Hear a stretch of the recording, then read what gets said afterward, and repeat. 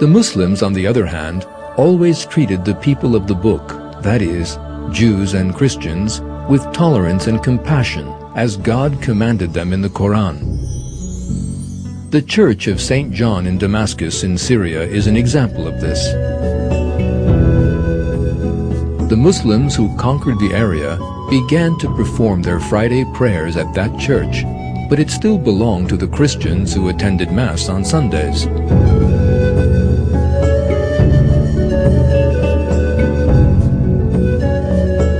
The members of the two religions shared the same place of worship in peace.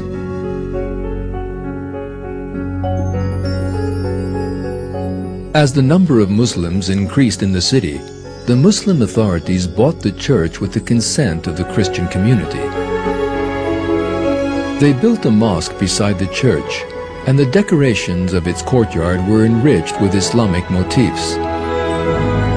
Stunning examples of early Islamic art were built on the columns inherited from Byzantium.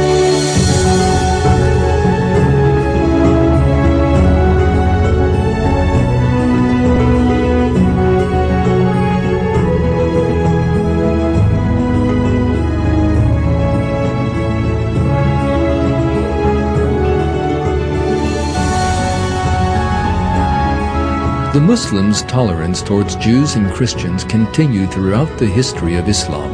Jews fleeing the tyranny of the Inquisition in Spain found refuge and tolerance in Ottoman lands.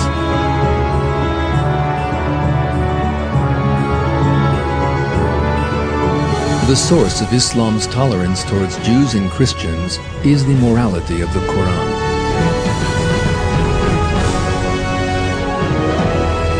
God commanded the Muslims to treat the people of the book well.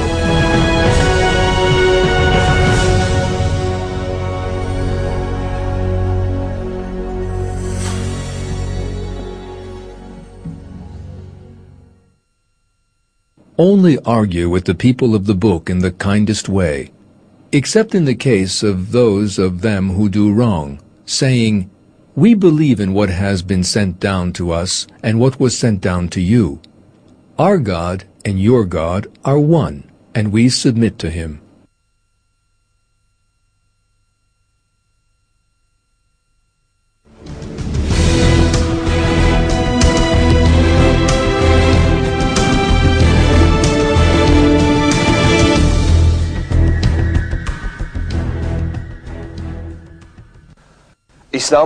One of the illuminating qualities brought to humanity by Islam was scientific thought.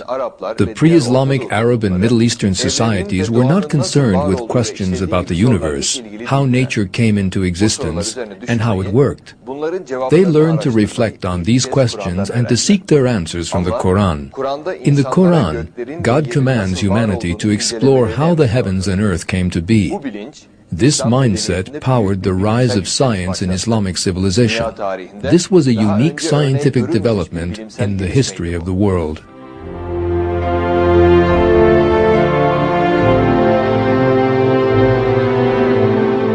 Baghdad became the scientific capital of the Empire of Islam, as well as being its administrative capital.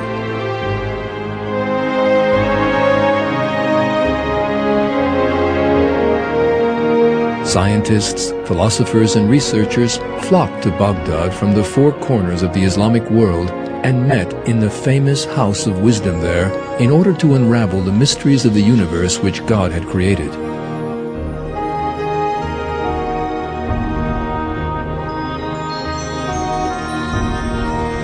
This awareness of Muslim scientists, which derive from the Quran, gave rise to the greatest advancements of science, quite unlike anything seen before. Another quality taught to Muslims by the Quran is open-mindedness, which enabled them to examine other civilizations' scientific knowledge without prejudice.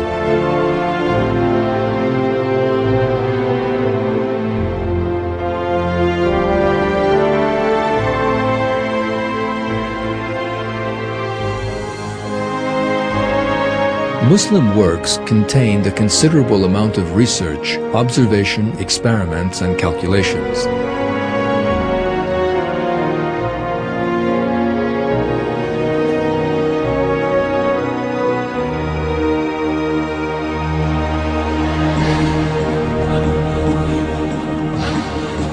decimal system used all over the world today was developed by Muslim mathematicians. Muslim scientists attached great importance to astronomical observation. Modern astronomy was to develop from their systems.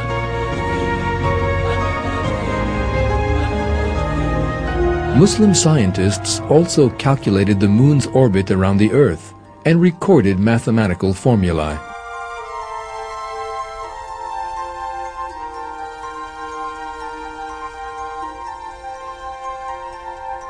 Algebra and trigonometry are the inventions of Muslim mathematicians.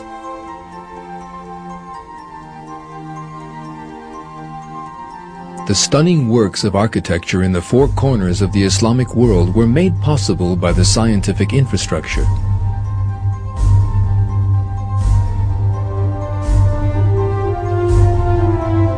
Some of the most striking achievements of the Muslims were in the field of medicine, at a time when the Europeans considered illnesses to be caused by evil spirits.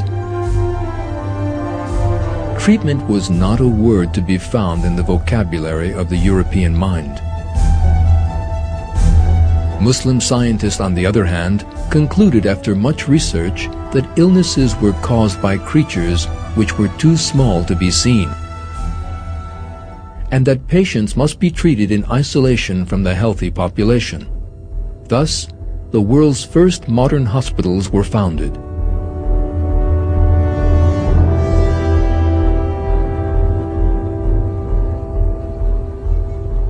The patients were kept and treated by scientific methods in separate wards, according to the type of illnesses they suffered from. Patients suffering from mental illness received music therapy, at a time when in Europe the mentally ill were considered to be the servants of Satan and burned alive.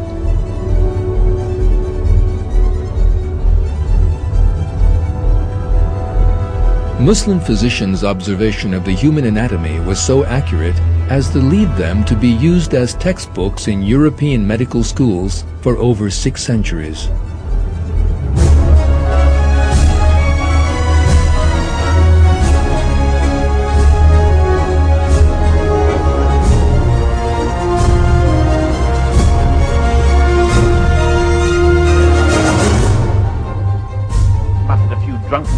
About what he would do to the fellow when he woke up in the morning and then fell fast asleep again. A documentary about the world of Islam, prepared for the BBC by the commentator Terry Jones, says the following on the high scientific standards of Islam. Stabbed him all over in a frenzied attack. One philosopher from the town of Haran, for example, had already correctly calculated the distance from the Earth to the Moon, while another had suggested that if you could divide the atom, you would release enough power to destroy a city the size of Baghdad. In this medical school, built here in Damascus in 1154, doctors were already teaching anatomy, preventive medicine, hygiene, surgery, the circulation of the blood, centuries before Harvey.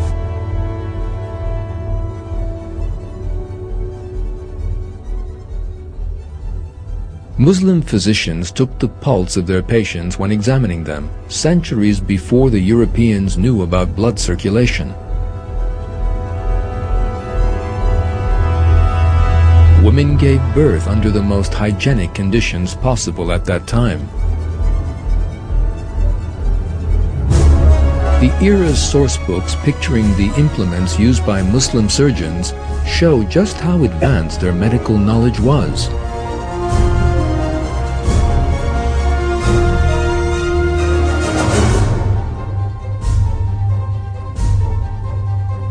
Women, too, were educated in the schools of science in the Islamic world, contributing their share to the advancement of science. Muslim scientists made some very significant discoveries in the field of optics and light. The first person to describe the anatomy of the eye in great detail was the optician Ibn al-Haytham, whose acclaimed research on lenses opened up the way for the invention of the camera.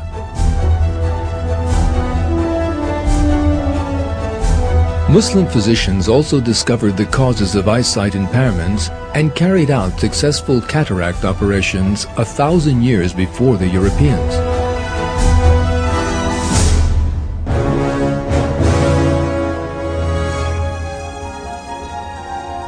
The scientific heritage of Islam became the source of European enlightenment beginning in the 15th century. Christian scientists launched Europe's scientific development with knowledge acquired from their Muslim counterparts. Islam's light illuminated them too.